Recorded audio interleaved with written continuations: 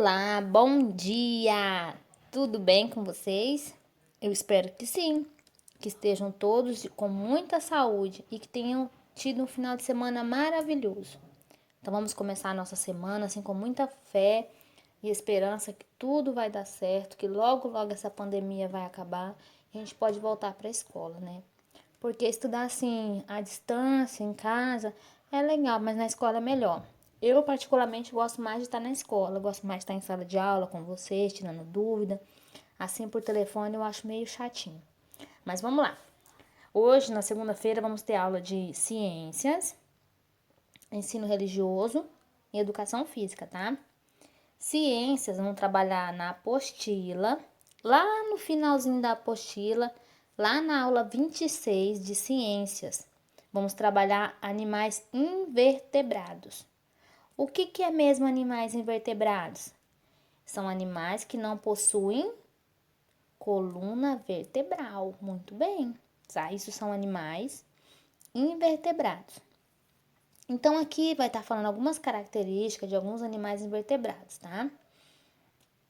Depois que vocês lerem esse textinho, tem 3 perguntinhas, tá? Respondam as perguntas. Aí nós vamos falar sobre a classificação dos animais quanto ao seu tipo de desenvolvimento. Aí vamos falar sobre animais vivíparos, ovíparos e ovovíparos, tá? Animais vivíparos são aqueles que desenvolvem completamente dentro do corpo da mãe, como nós, os bebezinhos, né? Seres humanos. E os ovíparos são animais que desenvolvem dentro do ovo, né? A galinha, sapo, a aranha. E os ovivíparos, né, que são os tubarões, o cavalo marinho, eles também são de ovos, mas não se desenvolvem totalmente, né, dentro do ovo. Leiam, respondam essas perguntinhas. Aí tem a 3. Lá na 3 tem assim, ó. Observe a imagem, eliste os seres vivos e não vivos. O que é um ser vivo, o que é um ser não vivo? Aí você vai anotar aqui, tá bom? Aí depois nós vamos para ensino religioso, vai falar sobre a importância do amor. Olha só como que o amor é importante para nós, né? A gente tem que amar todo mundo. E devemos amar as pessoas da nossa família, as pessoas que não são da nossa família. E temos que ter nosso amor ao próximo, né? Por exemplo, eu não tenho que amar uma pessoa que eu não conheço, mas eu tenho que respeitar, tenho que ter o amor ao próximo por essa pessoa, né? Eu não vou chegar na rua e abraçar aquela pessoa que eu não conheço. A gente não sabe, ainda mais nessa pandemia. Então a gente tem que amar as pessoas. Leiam esse texto sobre a importância do amor, tá? E ensino religioso, nós não temos livros. Ensino religioso, a gente trabalha valores, amor, respeito, dedicação, bondade. Então aqui a gente vai trabalhar o conceito do amor. Depois que você ler esse texto, no seu caderno, você vai fazer uma frase para uma pessoa que você ama, tá bom? E agora eu vou deixar com vocês esse vídeo aqui da aula de educação física sobre a peteca, tá bom? Um forte abraço da professora Rose e até mais. Registros históricos apontam que a peteca ela já era praticada pelos nativos brasileiros, ou seja, pelos índios, mesmo antes da chegada dos portugueses. E aí eu chamo a atenção a respeito de um aspecto bem importante. Os índios praticavam a peteca sob forma de recreação. Ainda não era a peteca sob forma de competição, sob forma esportiva. Isso é muito importante de ressaltar.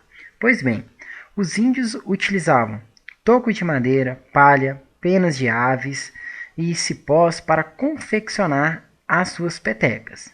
E a princípio, o principal objetivo da peteca era o objetivo de recreação, era um jogo, era uma brincadeira. Mas também os índios utilizavam da prática da peteca para o ganho de aquecimento corporal, principalmente durante o inverno. Então, desta forma, no início, a peteca ela era praticada sob forma de recreação e também ela tinha um intuito de gerar calor corporal, gerar um aquecimento corporal, principalmente durante o inverno. A peteca ela foi então culturalmente passada pelas gerações até se chegar aos dias de hoje. Pois bem, nos Jogos Olímpicos de 1920, que aconteceram na Antuérpia, o Brasil fez a sua primeira participação. E os atletas brasileiros, na hora da folga e nos momentos de aquecimento, eles jogavam peteca. E os atletas de outros países ficaram extremamente curiosos e quiseram conhecer aquele novo esporte, aquela nova brincadeira, queria conhecer um pouco das regras. Entretanto, até então a peteca ela não tinha regras. As primeiras regras de peteca elas só foram criadas 20 anos depois, em 1940. E a partir desse momento nós vamos começar a discutir acerca da história da peteca sob forma de esporte, ok? Então vamos lá. Bom, conforme nós acabamos de discutir, a peteca antes da década de 40 era tida como uma atividade recreativa, como uma brincadeira. A peteca sob forma de esporte, ela teve a sua origem a partir da década de 1940. E é isso que nós iremos analisar neste momento. Pois bem, da rua, da grama ou da areia para as quadras, transformando essa recreação em esporte. E isso aconteceu em Belo Horizonte na década de 1940.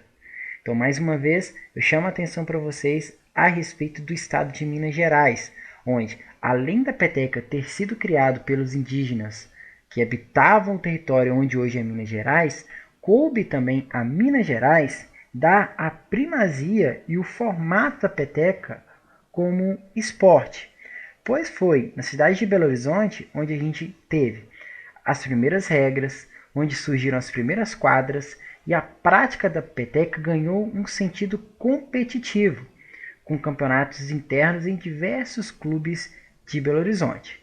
Pois bem, apesar de ser comum a prática de peteca no Brasil, foi apenas em 1973, olha só o quanto demorou, começaram a serem fomentadas as regras oficiais sobre o esporte com a criação da Federação Mineira de Peteca. E ainda mais, foi somente no ano de 1985 que a peteca foi reconhecida oficialmente como um esporte no Brasil, pelo Conselho Nacional de Desportos. Atualmente, nós temos vários campeonatos, temos inclusive o Campeonato Brasileiro de Peteca, e é uma modalidade esportiva em crescimento no nosso país.